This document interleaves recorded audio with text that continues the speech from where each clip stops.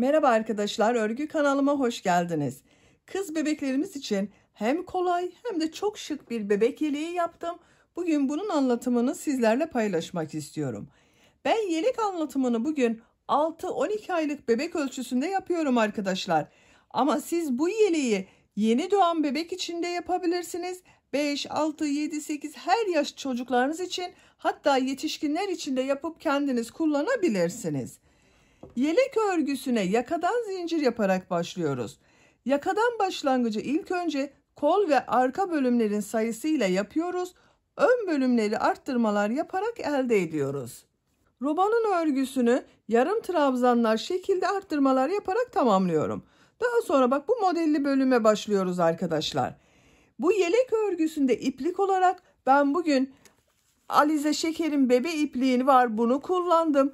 Kullandığım iplik üzerinde 100 gram iplikte 320 metre var. Bir yumak iplik bak tam bitmedi arkadaşlar, bu kaldı. Renk numarasını soran arkadaşlar için de bak burada 185. Ben bugün pembe renk iplik ile bu yeleği yaptım. Ama siz istediğiniz renk ve marka iplikleri kullanarak bu yeleğin örgüsünü yapabilirsiniz. Rengarenk de yapabilirsiniz. Roba bölümünü tek renk yapabilirsiniz. Model bölümünü rengarenk de yapabilirsiniz arkadaşlar. Beyaz iplik olarak da ben bugün bu ipliği kullandım. Alize Happy Baby Soft markalı bir iplik. Siz istediğiniz marka iplikler ile yapabilirsiniz. Yaka bölümünü fiyonk süsleme yaptım. Bu tercihinize göre değişecektir arkadaşlar. Yapsanız da olur, yapmasanız da olur. Bunun yerine çiçek süsleme yapabilirsiniz veya dediğim gibi hiçbir şey yapmadan sade olarak kullanabilirsiniz. Düğme olarak yakasına bir tane düğme yapıyorum bak bu şekilde. Kullanışlı bir yelek arkadaşlar. Örgünün ters tarafı da bak bu şekilde. Tersi düzü aynı model arkadaşlar, fark etmiyor. Sadece görüntü olarak siz ne tarafını isterseniz o tarafını düz örgü olarak kullanabilirsiniz. Arka görüntüsü de bakın bu şekilde. Tığ olarak da elimin sıklığına ve ipliğin kalınlığına uygun olarak 5 numara 3 milimetre tığ kullandım. Benim elimin sıklığına, kullandığım tığ numarasına ve iplik kalınlığına göre bu sayıda başladım. Bu ölçüyü elde ettim arkadaşlar. Sizin elinizin sıklığına göre daha fazla sayı veya daha az sayı başlamanız gerekebilir. Başlamadan önce ölçülerini de söylüyorum, fikriniz olsun. Bak, kol altından gövde genişliğini ölçüyorum ilk önce. Buradan ölçüyorum. 26 santimetre. İnç olarak ölçüyorum. 10 inç. Yüksekliğini ölçüyorum. Kol altı yüksekliğini ölçüyorum. 21 santimetre. Tam yüksekliğini ölçüyorum. 32 santimetre. Bu ölçüde 6-12 aylık bebek için çok güzel bir ölçü arkadaşlar. Dediğim gibi sizin elinizin sıklığına ve iplik kalınlığına, tığ numaranıza göre sizin yaptığınız ölçü küçük veya büyük olabilir arkadaşlar. Elinizin sıklığına göre bu arttırma sırasını daha fazla yapabilirsiniz veya başlama sayısını benim yaptığımdan daha fazla sayıda başlayabilirsiniz. Buna takım yapmak isterseniz bakın çok güzel bir de bebek ayakkabısı yaptım. Bunun anlatımını da ben YouTube kanalıma yükledim arkadaşlar. Siz de bunun gibi bir ayakkabı yapmak isterseniz bu ayakkabının olduğu YouTube linkini ben bu videonun açıklama bölümüne ekliyorum. Siz izlediğiniz bu videonun açıklama bölümünde bulunan tığ işi bebek ayakkabısı linkine tıklarsanız bunun gibi güzel bir ayakkabı yapabilirsiniz. Bakın buna takım olarak bir de çok güzel saç bandı var arkadaşlar. Üçlü takım yaptım ben bugün bunu. Bakın. Bu saç bandının anlatımı da YouTube kanalımda var arkadaşlar. Bu saç bandının olduğu YouTube linkini de bu izlediğiniz videonun açıklama bölümüne ekliyorum. İzlediğiniz bu videonun açıklama bölümünde bulunan tığ işi bebek ayakkabısı ve saç bandı linklerine tıklarsanız siz de böyle güzel bir takım yapabilirsiniz. Hazırsanız hep birlikte bu güzel yeleğin örgüsüne başlayalım. Örgü kanalıma abone değilseniz abone olmayı unutmayın lütfen. Örgü kanalıma abone olmak ücretsiz. Örgü kanalıma ücretsiz abone olup orada bulunan zil şeklinde dokunarak açık yaparsanız kanalıma video yüklediğim zaman ilk önce size bildirim gelir. Örgülerimden herkesten önce sizin haberiniz olur. İzlediğiniz videolarıma beğeni ve yorumlarınızı da yaparsanız çok sevinirim arkadaşlar. Örgü kanalıma ücretsiz abone olup beğeni ve yorumlarıyla da destek olan bütün arkadaşlara ayrıca teşekkür ederim. Hepinize kolay gelsin. İyi çalışmalar.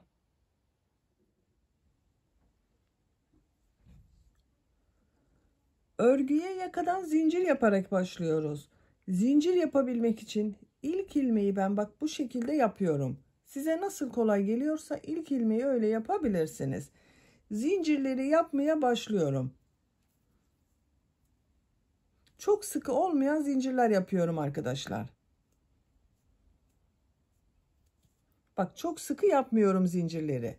55 zincir yapalım.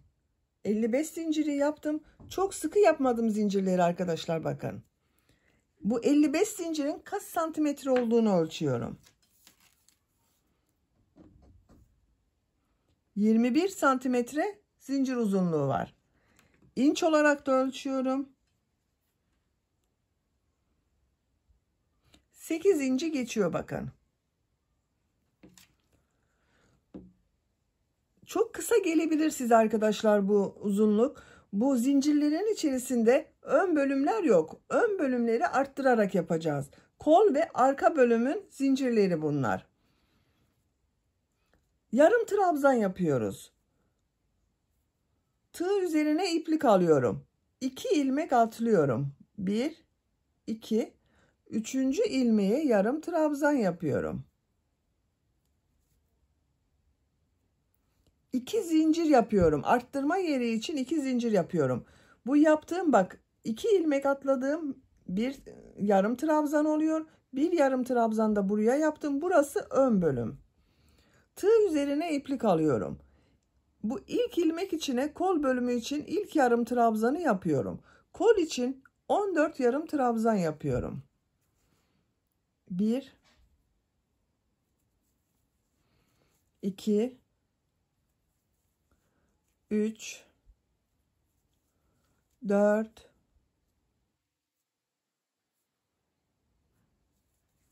5, 6, 7, 8, 9, 10, 11, 12, 13, 14. 14 yarım trabzanı yaptım. Arttırma yeri için 2 zincir yapıyorum. Tığ üzerine iplik alıyorum. Arka bölüm için 22 yarım trabzan yapıyorum. İlk ilmek içine ilk yarım trabzanı yapıyorum. Bak bu şekilde yarım trabzanı bilmeyen arkadaşlar için gösteriyorum. Bakın şu şekilde tığ üzerine iplik alıyorum. Zincire tığ takıyorum. İlmek aldım. Çektim. Bak tığ üzerinde 3 ilmek var. İplik alıyorum. Hepsinin içinden bir defa da çekiyorum. Yarım trabzan oluyor. 1, 2 oldu. 3, 4, 5, 6, 7, 8, 9, 10, 11, 12, 13, 14, 15, 16, 17, 18, 19, 20, 21, 22. Arka bölüm için 22 yarım trabzan yaptım. Arttırma yeri için 2 zincir yapıyorum. Tığ üzerine iplik alıyorum. Kol bölümü için 14 yarım trabzan yapıyorum. Bu kolda bak buraya 14 yarım trabzan yaptım. Buraya da 14 yarım trabzan yapıyorum. İlk ilmeğe ilk trabzanı yapıyorum. 1, 2, 3, 4, 5, 6, 7, 8, 9, 10, 11, 12, 13, 14. 14 yarım trabzan yaptım. Arttırma yeri için 2 zincir yapıyorum. Bak burada bir zincir var. Bu zincirin üzerine 2 yarım trabzan yapıyorum. Bak aynı zincir üzerine 2 yarım trabzan yapıyorum. 1, 2. Bu da diğer ön bölüm. Sıra başında bak 2 yarım trabzan oldu. 1, 2. Sıra sonunda da 2 yarım trabzan yaptık ön bölüm için arkadaşlar. Bakın. Bu sırada yaka ayrımlarını yaptım. Ön bölümler için bak sıra başında 2 yarım trabzan, sıra sonunda 2 yarım trabzan oldu. Kol bölümleri için 14 yarım trabzan, arka bölüm için de 22 yarım trabzan yaptım. İkinci sıradayım. Bir zincir yapıyorum, örgüyü çeviriyorum. Tığ üzerine iplik alıyorum. Bu ilk ilmek içine 2 yarım trabzan yapıyorum. 1, aynı ilmeğe 1 yarım trabzan daha yapıyorum. Bak arttırma yaptım burada. Bu ilmek üzerine bak 1 yarım trabzan yapıyorum. Tığ üzerine iplik alıyorum. Bu arttırma yerine 1 yarım trabzan, 2 zincir, 1 yarım trabzan yapıyorum. Bak bu yarım trabzanı ön bölüm için yaptım. 2 zincir yapıyorum. Aynı zincir boşluğuna kol bölüm içinde 1 yarım trabzan yapıyorum. Bak ön bölümde bir burada 2 arttırma yaptım. 1, 2, 3, 4 yarım trabzan var. Kol bölümünde 14 yarım trabzan vardı. Üzerine yarım trabzan yapıyorum. Bak bu bir yarım trabzan. 1, 2, 3, 4, 5, 6, 7, 8, 9, 10, 11, 12, 13, 14. Bak bu son ilmeğe de yarım trabzan yapmayı unutmayın arkadaşlar. 15. Bir yarım trabzan da bak buraya yapıyorum. 16. Kol bölümünde 16 yarım trabzan oldu. Arttırma yeri için 2 zincir yapıyorum. Arka bölüm için 1 yarım trabzan yapıyorum. Diğer ilmeklere yarım trabzan yaparak devam ediyorum. 22 yarım trabzan vardı arka bölümde. 22 yarım trabzanı yapalım buraya kadar. Arka bölüm için 22 yarım trabzanı yaptım. Bak bu son ilmeğe de yarım trabzan yaptım. Tığ üzerine iplik alıyorum. Arttırma yeri için bak buraya 1 yarım trabzan, 2 zincir, 1 yarım trabzan yapıyorum.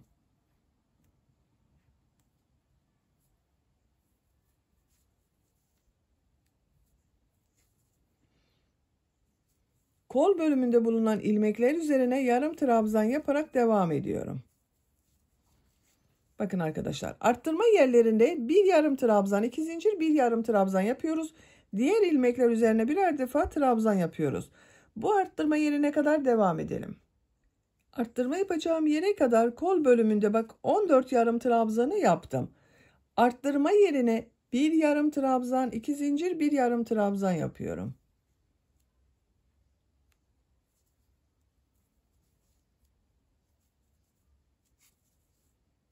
Bak kol bölümünde 14 yarım trabzan yaptım. Bir burada, bir burada arttırma yaptım.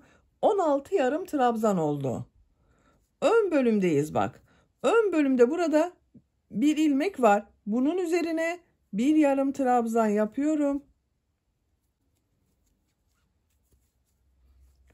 Bu iki ilmek atlayarak yaptığım bir yarım trabzan vardı. Bu ilk zincirin üzerine bak. 2 yarım trabzan yapıyorum. Aynı ilmeğe 2 yarım trabzan yapıyorum. Burada da arttırma yapıyorum. Burada bak 1, 2, 3, 4 yarım trabzan oldu ön bölüm için. Bak şöyle görüntüsü daha net görünür. 3. sıradayız. Bir zincir yapıyorum. Örgüyü çeviriyorum. Tığ üzerine iplik alıyorum. Bu ilk ilmek içine 2 yarım trabzan yapıyorum. 1, 2. Bak burada 1, 2, 3 ilmek var.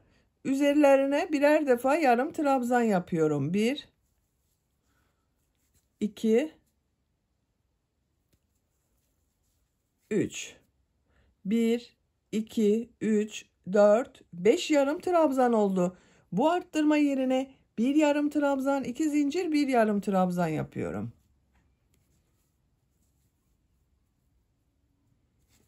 Bak.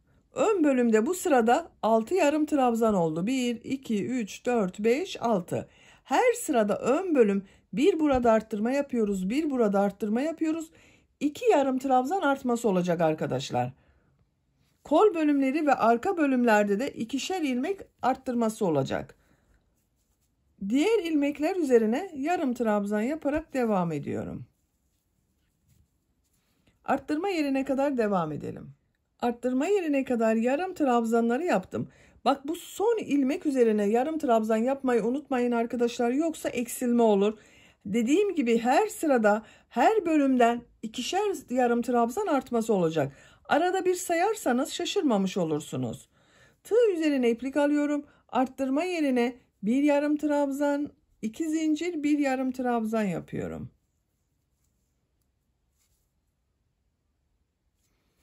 Diğer ilmeklere birer defa yarım trabzan yapıyorum. Bakın bu şekilde devam ediyor. Yarım trabzanları yapalım. Bu arttırma yerinde bir yarım trabzan, 2 zincir, bir yarım trabzan yapalım.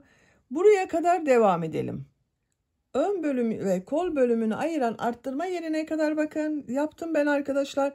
Burada da bir yarım trabzan, 2 zincir, bir yarım trabzan yaptım. Bu arttırma yerine bir yarım trabzan, 2 zincir, bir yarım trabzan yapıyorum.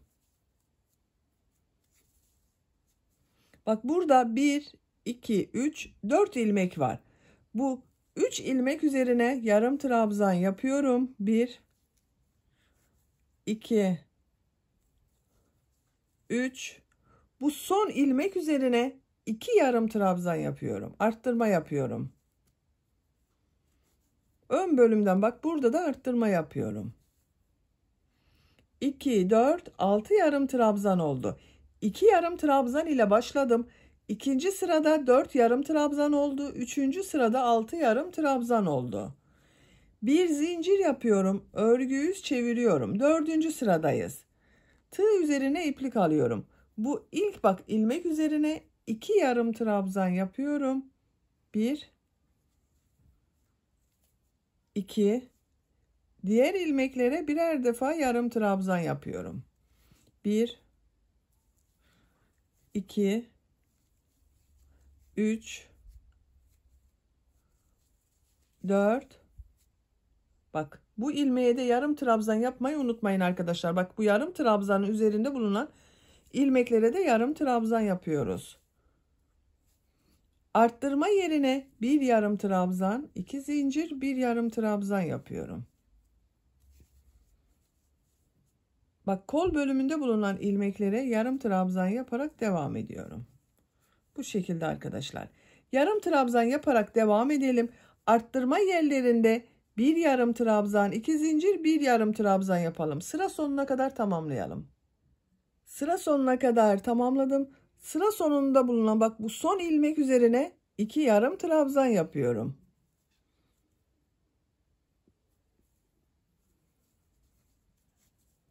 Bu ön bölümde de 1, 2, 3, 4, 5, 6, 7, 8 yarım trabzan oldu.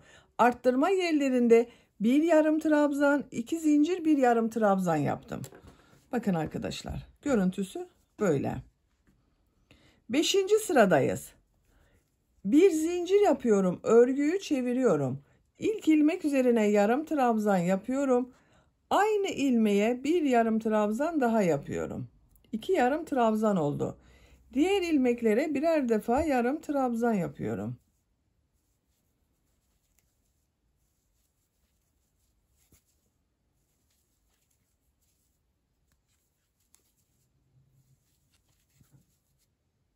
Bak, burada bulunan son ilmeğe de yarım trabzan yapıyorum. Bu yarım trabzanın üzerine. Onu unutmayalım arkadaşlar. Arttırma yerine bir yarım trabzan, 2 zincir, bir yarım trabzan yapıyorum. Diğer ilmeklere birer defa yarım trabzan yapıyorum.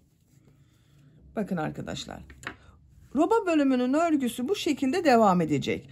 Ön bölümlerde bak, bir burada bir burada arttırma yapıyorum. Bir burada bir burada. Diğer yerlerde de aynı şekilde bak, bir burada bir burada, burada burada, burada. 1 2 3 4 5 6 yerde arttırma yapıyoruz. Şöyle katlıyorum bak. Görüntüsü böyle oluyor.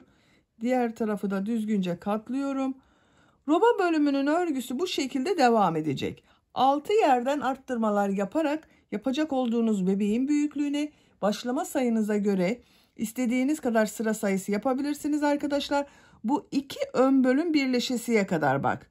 Burada bulunan 2 ön bölüm burada birleşesiye kadar arttırma yerlerinde arttırmaları yaparak tamamlayalım gelelim.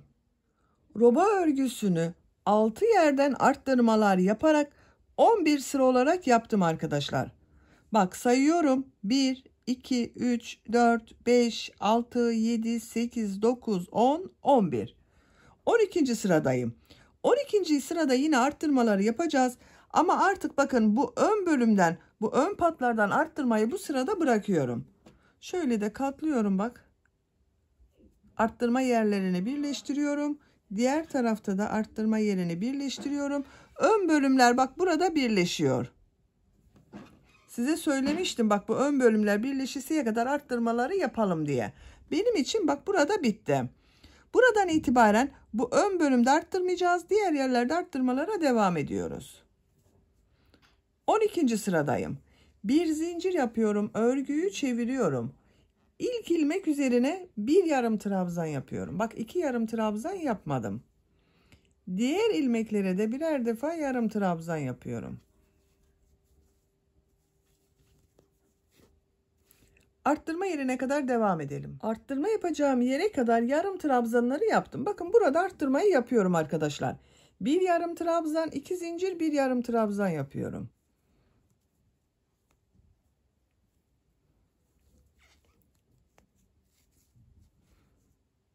Diğer ilmeklere birer defa yarım trabzan yapıyorum. Sıra başında arttırma yapmadım. Burada bak bir yarım trabzan, 2 zincir, bir yarım trabzan yaptım. Burada ve burada arttırma yaparak sıra sonuna kadar devam edelim. Sıra sonuna kadar tamamladım. Son ilmeğe de bir yarım trabzan yapıyorum. Bak arttırma yarım trabzanı yapmadım buraya. Arttırma yerlerinde bir yarım trabzan, 2 zincir, bir yarım trabzan yaptım. Diğerlerine birer defa yarım trabzan yaptım. Sıra başında da arttırma yapmadım. Sıra sonunda da arttırma yapmadım. 13. sıradayız. Bir zincir yapıyorum. Örgüyü çeviriyorum. İlk ilmek üzerine yarım trabzan yapıyorum. Diğer ilmekleri de yarım trabzan yaparak devam ediyorum. Bak yine arttırma yapmadım burada arkadaşlar. Düz yaptım. Arttırma yerine kadar devam edelim. Burada ve burada bir yarım trabzan, 2 zincir, bir yarım trabzan arttırması yapalım. Sıra sonuna kadar devam edelim. Sıra sonuna kadar tamamladım. Son ilmeğe bir yarım trabzan yapıyorum. Sırayı bitirdim. Bu 13. sırada ön bölümde kaç trabzan yaptığımı sayıyorum arkadaşlar. Bazen arkadaşlar soruyor, son sırada kaç ilmek oldu diye. Bak sayıyorum. 2, 4, 6, 8, 10, 12, 14, 16, 18, 20, 22, 24. Ön bölümde 24 yarım trabzan var. Eğer düzgün arttırma yaptıysanız benimle aynı sayıda kol bölümleri arka bölümde eşit olacaktır arkadaşlar. Burada başladığımızın her sırada ikişer yarım trabzan arttırması yaptık. 13. sırayı tamamladık. Bakın. Burada 2 sıra düz yaptım. Arttırma yapmadım. Burası düz görünüyor bakın. Robanın örgüsünü burada bitirmiyorum. Model bölümüne başlıyoruz. 2 sırada model sırası yapacağız. Ondan sonra kolları gövde bölümünden ayıracağız.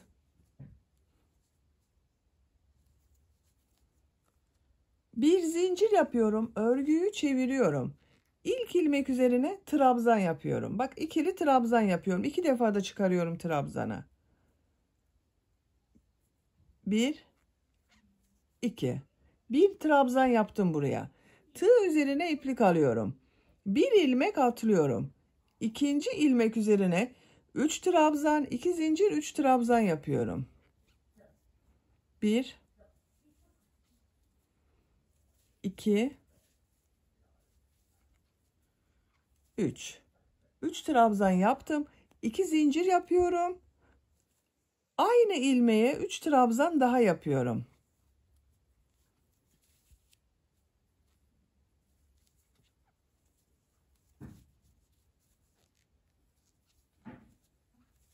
Bak, bir ilmeğe 3 trabzan, 2 zincir, 3 trabzan yaptım. Tığ üzerine iplik alıyorum. 2 ilmek atlıyorum. 3. ilmeğe 1 trabzan yapıyorum. Bak, 1 trabzan yaptım. Tığ üzerine iplik alıyorum. 2 ilmek atlıyorum. 1 2 3. ilmeğe 3 trabzan, 2 zincir, 3 trabzan yapıyorum.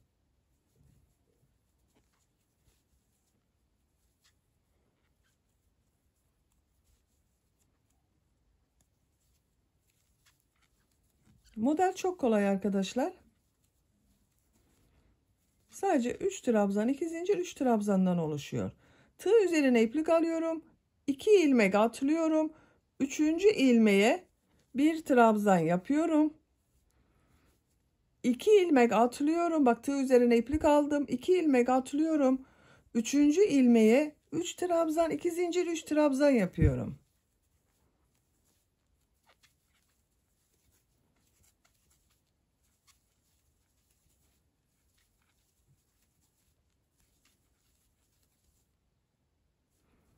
İki ilmek atlıyorum. 1 trabzan yapıyorum. 2 ilmek atlıyorum. 3 trabzan, 2 zincir, 3 trabzan yapıyorum.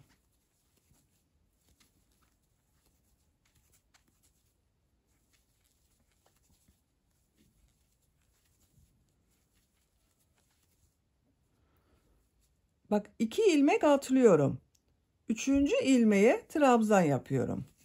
Bakın arkadaşlar, ön bölüme modelleri yaptık. Tamamını modelli yapacağız bu sıranın. Buraya da bak arttırma yapmak için bu arttırma yaptığım 2 zincirin üzerine 3 trabzan, 2 zincir, 3 trabzan yapıyorum. Bak bir trabzanı buraya yaptım. Buraya 3 trabzan, 2 zincir, 3 trabzan yapıyorum.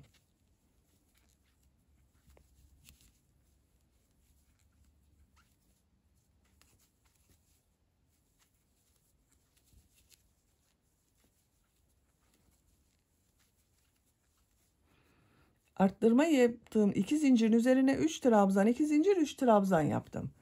2 ilmek atlıyorum. 3. ilmeğe trabzan yapıyorum. 2 ilmek atlıyorum. 3. ilmeğe 3 trabzan, 2 zincir, 3 trabzan yapıyorum. Bakın. Model bu şekilde devam edecek arkadaşlar. 1 ilmeğe 3 trabzan, 2 zincir, 3 trabzan yapıyorum. 2 ilmek atlıyorum, 1 trabzan yapıyorum. 2 ilmek atlıyorum, 3 trabzan, 2 zincir, 3 trabzan yapıyorum. Bu arttırma yerine kadar devam edelim. Kol bölümünde de modelleri yaparak arttırma yapacağım yere kadar tamamladım. Bak burada da bir model, bir trabzan, bir model, bir trabzan yaptım. Arttırma yaptığım yere geldim. Modelden sonra burada 2 ilmek var. 1 2 atlıyorum. Bu 2 zincirli boşluğa bir trabzan yapıyorum. Tığ üzerine iplik alıyorum. Bir ilmek atlıyorum. İkinci ilmeğe bak. Bir model yapıyorum. 3 trabzan, 2 zincir, 3 trabzan.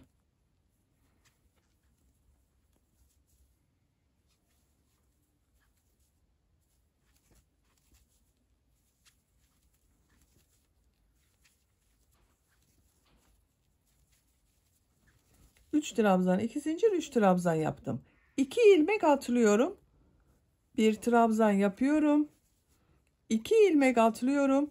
3 trabzan, 2 zincir, 3 trabzan yapıyorum.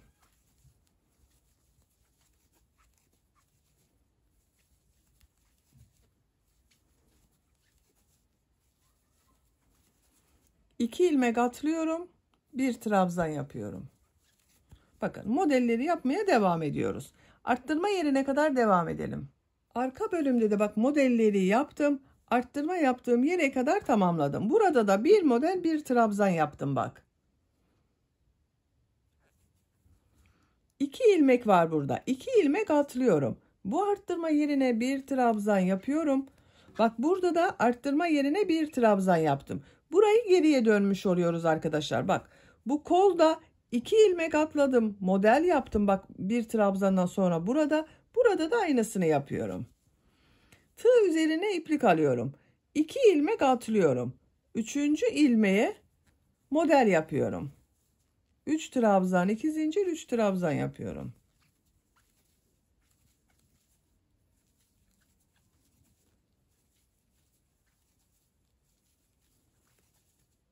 İki ilmek atlıyorum, trabzan yapıyorum. 2 ilmek atlıyorum, 3 trabzan, 2 zincir, 3 trabzan yapıyorum. Buraya kadar devam edelim. Diğer arttırma yerine kadar modelleri yaptım. Bak bu kol üzerine de yine bir model, bir trabzan yaptım. Arttırma yapacağımız yere geldim. Buraya bir trabzan yaptım. Arttırma yerine bir model yapıyorum. Bak burada da ön bölümden sonra ön ile kol bölümünü ayıran bu arttırma yerine model yaptım. Burada da aynısını yapıyorum. Bak 2 ilmek atlıyorum. 3 trabzan, 2 zincir, 3 trabzan yapıyorum.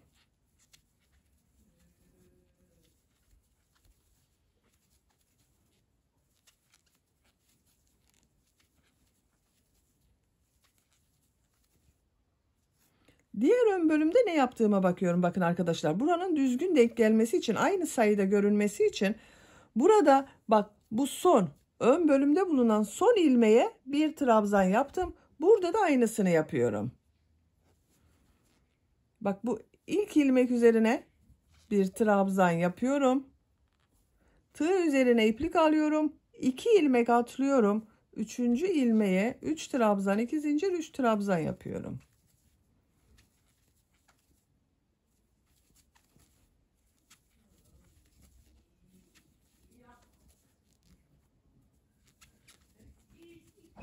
İki ilmek atlıyorum, bir trabzan yapıyorum. Bu şekilde devam ediyoruz. Sıra sonuna kadar devam edelim. Model yaparak sıra sonuna kadar tamamladım. Sıra sonunda 1-2 ilmek var. Bir ilmek atlıyorum. Son ilmeğe bir trabzan yapıyorum. Modelden sonra bir ilmek atladım, bir trabzan yaptım. Sıra başında da aynı yaptım. Bak bir trabzan yaptım, bir ilmek atladım, model yaptım. Model sırasını böylece yapmış olduk arkadaşlar. Bakın bu şekilde oldu. Bir sıraya kaç model yaptığımı sayıyorum. 1, 2, 3, 4, 5, 6, 7, 8, 9, 10, 11, 12, 13, 14, 15, 16, 17, 18, 19, 20, 21, 22, 23, 24, 25, 26, 27, 28, 29, 30. Bir sıra üzerinde 30 model var. Bir zincir yapıyorum. Örgüyü çeviriyorum. İlk ilmek üzerine trabzan yapıyorum. Sıra başında ve sıra sonunda bu trabzan hep devam edecek arkadaşlar. Bu model ortasında bulunan 2 zincirin üzerine 3 trabzan, 2 zincir, 3 trabzan yapıyorum.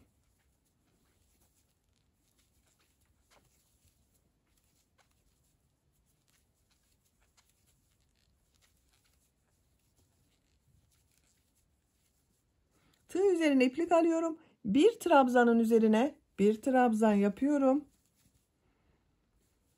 Model üzerine bak bu 2 zincirin üzerine 3 trabzan, 2 zincir, 3 trabzan yapıyorum.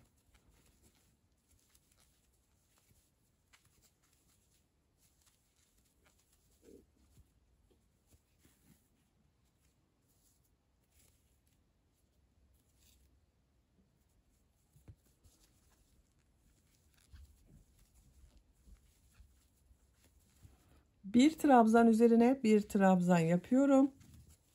Model üzerine 3 trabzan 2 zincir 3 trabzan yapıyorum. Bakın. Modeli aynı yapıyoruz. 3 trabzan 2 zincir 3 trabzan yapıyoruz. Bir trabzan üzerine de trabzan yapıyoruz. Bu şekilde sıra sonuna kadar devam edelim. İkinci model sırasını sıra sonuna kadar tamamladım. Son ilmek üzerine de trabzan yapıyorum.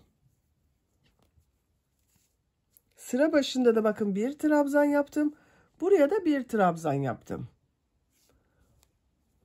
Bakın arkadaşlar böyle oldu.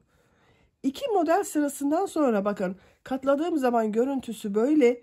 Kol bölümünü gövde bölümünden ayırıyorum bu sırada. Ön ve arka bölümleri işaretleyelim isterseniz. Bakın modelleri sayıyorum. 1, 2, 3, 4 model atlıyorum. 2 model ortasında bulunan bakın bu ilmek üzerine işaret takıyorum. Kol için 2, 4, 6, 7 model yapıyorum. Bu bakın ilmek üzerine işaret yapıyorum.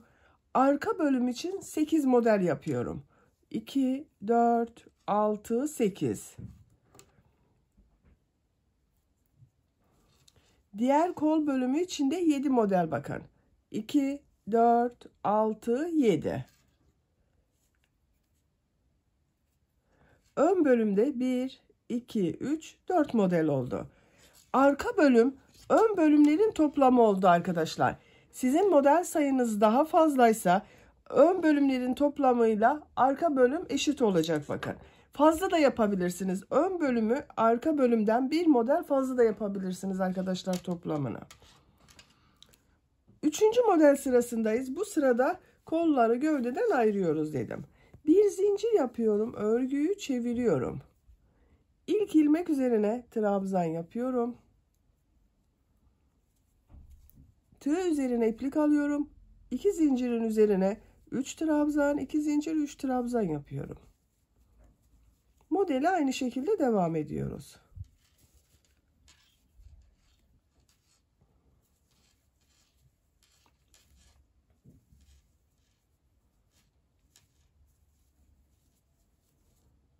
Üç trabzan, 2 zincir, 3 trabzan yaptım. Bir trabzan üzerine trabzan yapıyorum. Model üzerine 3 trabzan, 2 zincir, 3 trabzan yapıyorum. İşaret yaptığım yere kadar devam edelim.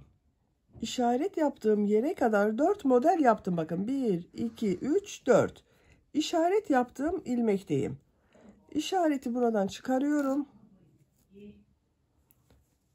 Bu ilmek üzerine trabzan yapıyorum. Kol altı için bir zincir yapıyorum. Tığ üzerine iplik alıyorum. 7 model atlıyorum. 1, 2, 3, 4, 5, 6, 7. Bu işaret olan ilmeğe trabzan yapıyorum.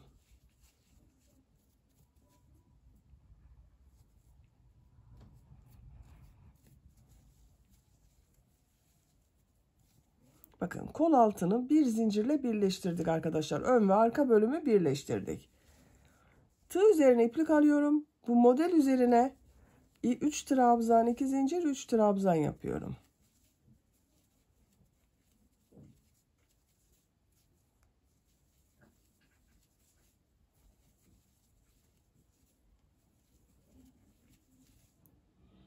Trabzan üzerine trabzan yapıyorum.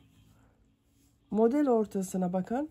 3 trabzan, 2 zincir, 3 trabzan yapıyorum. Diğer işaret yaptığım yere kadar devam edelim. Diğer işaret yaptığım yere kadar arka bölümde modelleri yaptım. Arka bölüm için kaç model yaptığımı sayıyorum. 1, 2, 3, 4, 5, 6, 7, 8 model oldu.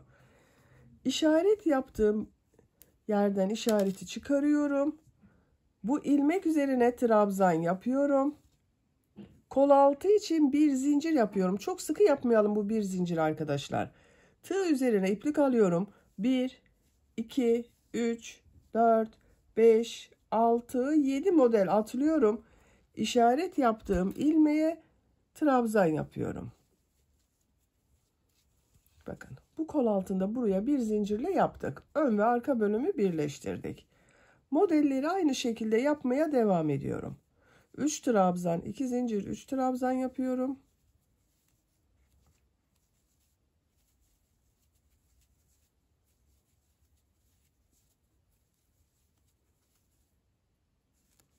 Bir trabzan yapıyorum. 3 trabzan, 2 zincir, 3 trabzan yapıyorum. Sıra sonuna kadar devam edelim. Ön bölümde modelleri yaparak sıra sonuna kadar tamamladım. Bakın 1, 2, 3, 4 model yaptım. Son ilmek üzerine de bir trabzan yapıyorum. Sıra başında olan bu bir trabzan, bakın devam ediyor arkadaşlar. Bir zincir yapıyorum, örgüyü çeviriyorum. İlk ilmek üzerine trabzan yapıyorum. 2 zincirin üzerine 3 trabzan, 2 zincir, 3 trabzan yapıyorum.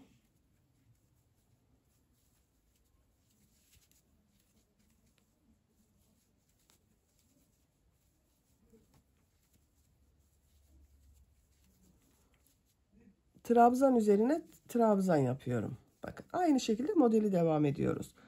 Bu kol altında bir zincir yaptım. Buraya da bir model yapacağız.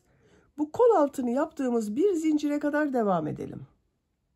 Ön bölümde modelleri yaparak buraya kadar tamamladım. Bakın son modeli de yaptım. 1, 2, 3, 4 model oldu. Bu bir trabzanın üzerine bir trabzan yapıyorum. Kol altında bir model arttırıyoruz dedim bak. Bu bir zincirin üzerine 3 trabzan, 2 zincir, 3 trabzan yapıyorum.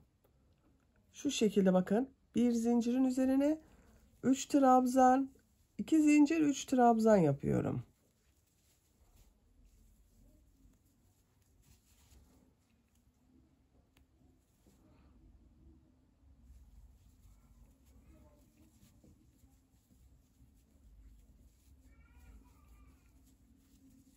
Üç trabzan, 2 zincir, 3 trabzan yaptım zincir üzerine.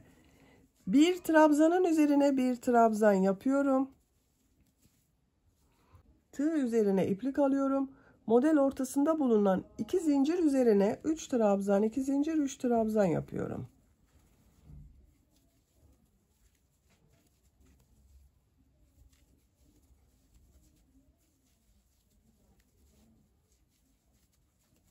Modeli aynı şekilde yaptım. Trabzan üzerine trabzan yapıyorum. Modelleri aynı yapıyoruz. Bakın kol altında bir model fazladan yaptım arkadaşlar. Diğer kol altını yaptığımız buraya kadar devam edelim. Arka bölümde modelleri yaptım. Diğer kol altını yapacağımız yere geldim bakın. Bu bir trabzan üzerine bir trabzan yapıyorum. Tığ üzerine iplik alıyorum. Kol altında bulunan bu bir zincir üzerine 3 trabzan, 2 zincir, 3 trabzan yapıyorum.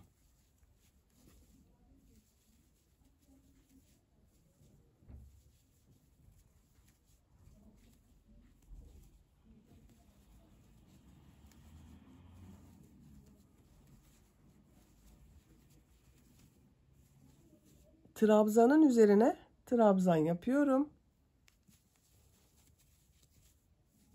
Modelleri yapmaya devam ediyoruz yine. Bakın bu kol altında da burada yaptığım gibi bir model fazladan yaptım arkadaşlar. Sıra sonuna kadar devam edelim. Ön bölümde modelleri yaparak sıra sonuna kadar tamamladım. Sıra sonunda bir trabzan da yaptım. Bir zincir yapıyorum. Örgüyü çeviriyorum.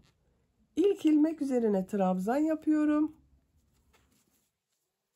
Model üzerinde bulunan 2 zincir üzerine bakın. 3 trabzan, 2 zincir, 3 trabzan yapıyorum.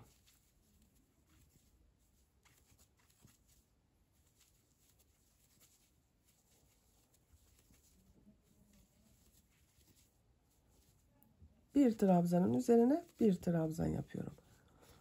Model bu şekilde devam edecek ama bakın bu kol altına kadar gelelim. Bu kol altında bulunan modeli nasıl devam ettiğimizi birlikte yapalım.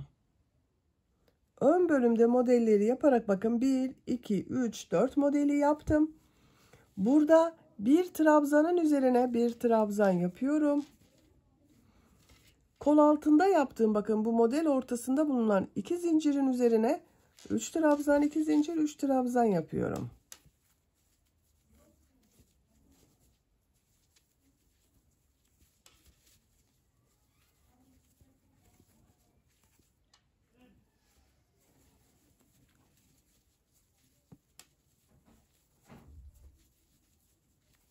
3 trabzan 2 zincir, 3 trabzanı yaptım.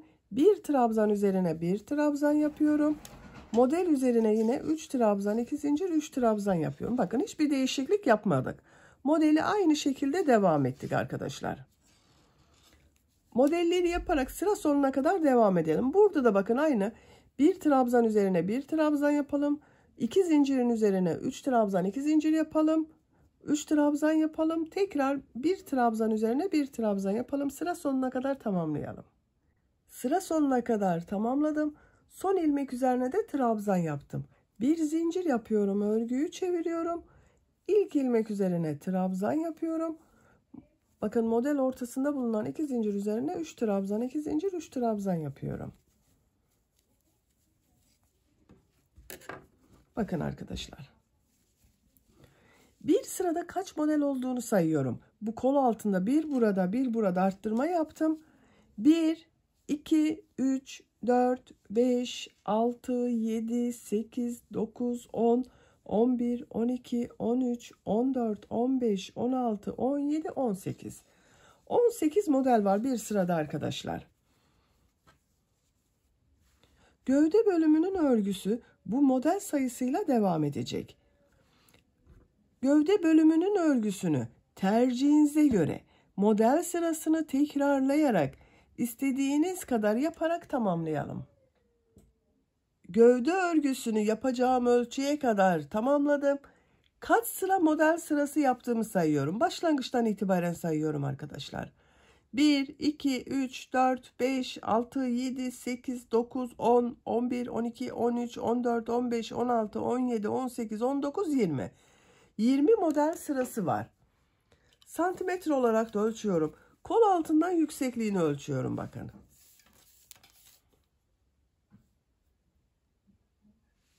Ölçtüğüm zaman 21 santimetre kol altı yüksekliği var. Şöyle ölçüyorum. 8 inç. Burada bitirmiyorum. Bu ön patlarda sık iğneler yapıyorum. Bakın bu ön patın burada bitirdim ben son sırayı. Bir zincir yapıyorum. Buraya sık iğne yapıyorum. Bir sık iğne daha yaptım. Her sıraya 2 sık iğne olacak şekilde yapıyorum. Tam denk geliyor. Siz elinizin sıklığına göre bunları 2 sık iğne, 3 sık iğne veya 1 sık iğne şeklinde de devam edebilirsiniz.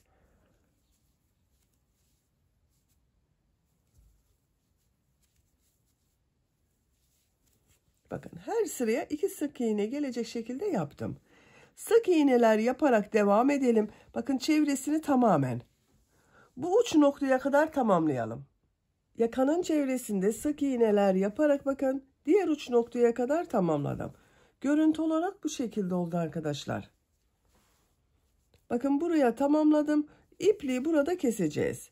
Bu son ilmeği de sık iğne yaptım. Modelin olduğu bu ilk ilmekle ilmek kaydırma yapıyorum. Görüntü bakın bu şekilde. İpliği kesiyorum.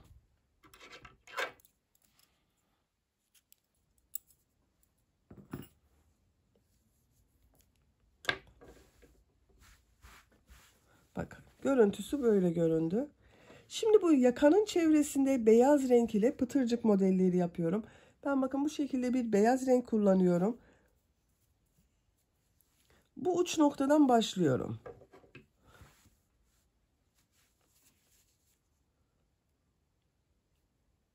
Bu ilk ilmekten beyaz renk iplik ile bir ilmek yapıyorum. Bir zincir yaptım, sağlamlaştırdım. Bir zincir daha yapıyorum. Aynı ilmeğe sık iğne yapıyorum. Minik bir pıtırcık yaptım. Bir ilmek atlıyorum. İkinci ilmeğe bir sık iğne, 2 zincir, bir sık iğne yapıyorum.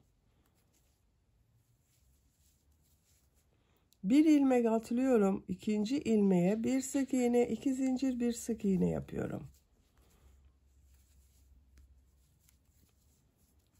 Bir ilmek atlıyorum. İkinci ilmeğe bir sık iğne, 2 zincir, bir sık iğne yapıyorum. Bakın bu şekilde pıtırcık modelleri yapıyoruz. Buraya bir tane düğme iliği yapacağız arkadaşlar. Buraya kadar devam edelim. Pıtırcık modelleri yaparak bakın Buraya kadar tamamladım arkadaşlar. Bu yaka arttırmasını bıraktığımız yerdeyim. Bu ilk ilmek içine bir sık iğne yapıyorum. Düğme iliği için 5 zincir yapıyorum. 1, 2, 3, 4, 5.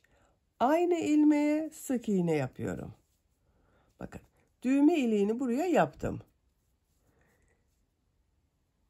Bir ilmek atlıyorum. İkinci ilmeğe sık iğne yapıyorum. 2 zincir yapıyorum. Sık iğne yapıyorum. Bir ilmek atlıyorum. İkinci ilmeğe bir sık iğne, 2 zincir, bir sık iğne yapıyorum. Bakın, pıtırcık modellerini yapmaya devam ediyoruz. Pıtırcık modellerini yaparak devam edelim. Diğer uç noktaya kadar devam edelim arkadaşlar. Düğme iliği yaptım. Buradan sonra da bakın pıtırcık modelleri yaptım. Diğer uç noktaya kadar tamamladım. Burada da beyaz renk iplik ile bir sıra sık iğne yapmaya devam ediyorum arkadaşlar. Bakın, buraları pıtırcık modeli yaptım. Burada sık iğne yapıyorum. Bu ilk ilmek üzerine sık iğne yapıyorum. Gördüğüm her ilmek üzerine bir sık iğne yapıyorum. Bu 2 zincir yaptığım boşluğa 2 sık iğne yapıyorum. 1, 2, diğer ilmekler üzerine bir sık iğne yapıyorum.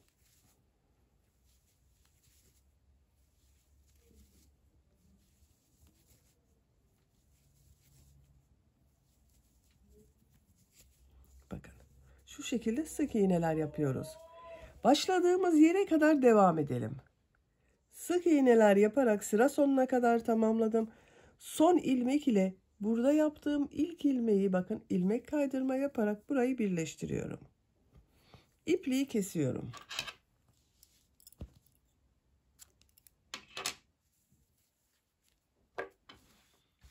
Bakın arkadaşlar, burada sık iğneler yaptık. Görüntüsü böyle oldu. Dalga dalga çok güzel oldu.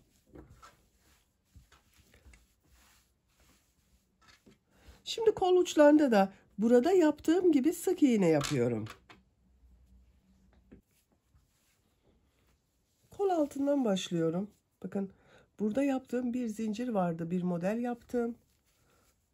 Bundan ipliği bağlayabilirsiniz de ilmekte yapabilirsiniz. İsterseniz bağlayalım, daha sağlam olsun. Bir ilmek yapıyorum, bir zincir yapıyorum, sık iğne yapıyorum. Gördüğüm ilmeklere sık iğne yapıyorum, bakın.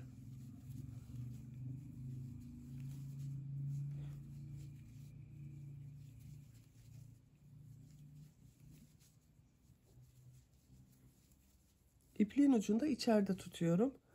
Bu 2 zincirin üzerine 2 sık iğne yapıyorum.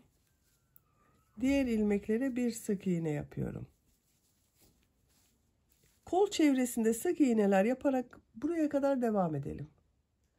Kol çevresinde sık iğneler yaparak sıra sonuna kadar tamamladım. En son yaptığım ilmeği ilk yaptığım, bak, bu ilmek ile ilmek kaydırma yaparak birleştiriyorum. Bakın arkadaşlar, bu şekilde oldu. Şu şekilde ilmek alıyorum, ipliği kesiyorum.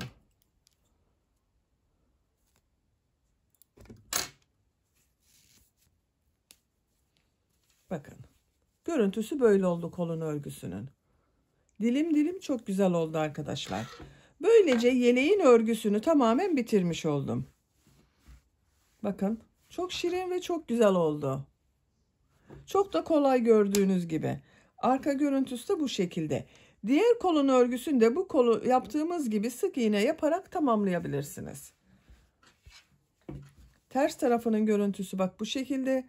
İki taraf da aynı görünüme sahip. Dönerek ördüğümüz için modelleri, bak, şöyle düğmesini de takıyorum. Buraya da bir tane inci düğme yaptım, bakın ben. Bir düğme iliği yaptım. Tam karşısına gelen yere bir tane inci düğme diktim.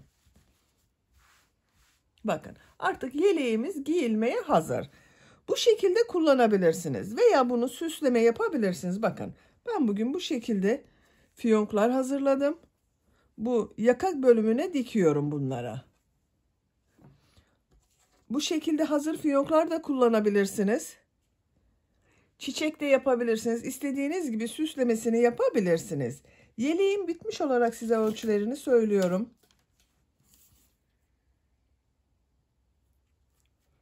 Kol altının buradan gövde genişliğini ölçüyorum. 26 santimetre. İnç olarak ölçüyorum. 10 inç.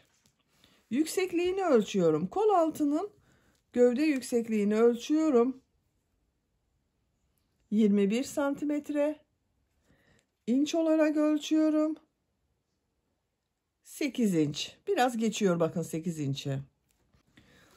Bu ölçüde 1 yaş bebek için güzel bir ölçü oldu. 6-12 aylık bebekler çok rahat kullanabilir ama ben bugün bu yeleği 1 yaş bebek için yaptım arkadaşlar. İplik olarak da bakın bir yumak iplikten bu kaldı. Siz de benim gibi böyle fiyonk süslemesi yapmak isterseniz bu fiyonkların anlatımını ben yaptım. YouTube kanalıma yükledim arkadaşlar. Bu fiyonkların olduğu YouTube linkini ben bu videonun açıklama bölümüne ekliyorum. Siz o link üzerine tıklarsanız bunun gibi fiyonklar yapabilirsiniz. Beni dinlediğiniz ve izlediğiniz için hepinize çok teşekkür ederim. Örgü kanalıma abone değilseniz abone olmayı unutmayın lütfen. Örgü kanalıma abone olmak ücretsiz. Örgü kanalıma ücretsiz abone olup orada bulunan zil şeklinde dokunarak açık yaparsanız kanalıma video yüklediğim zaman ilk önce size bildirim gelir. Örgülerimden herkesten önce sizin haberiniz olur. İzlediğiniz videolarıma beğeni ve yorumlarınızı da yaparsanız çok sevinirim arkadaşlar. Sizlerle yeni örgülerde görüşmek dileğiyle. Hoşça kalın, sevgiyle kalın.